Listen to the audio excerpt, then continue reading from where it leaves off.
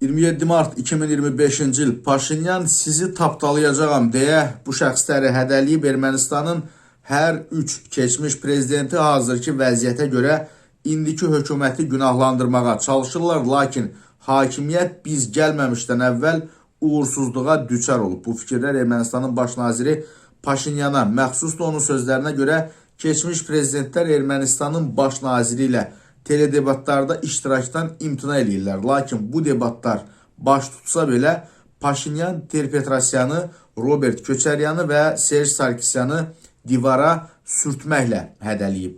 2020-ci ildən biz hakimiyyətə gələndə qaçılmaz olan vəziyyətə görə bizi günahlandırmağa çalışırlar. Lakin onların hər üçü teledebatlarda iştirakdan imtina edirlər. Onlar deyirlər ki, mənimlə müzakirə edəcəkləri heç nə yoxdur. Sonra övladlarını, nəvələrini, nəticələrini, qaynanalarını, gəlinlərini, baldızlarını mətbuat konferansına göndərirlər. Maraqlıdır, dəqiq mətbuat konferansı olub, yoxsa və mübahisə eləyəcək bir şeyin yoxdursa susun.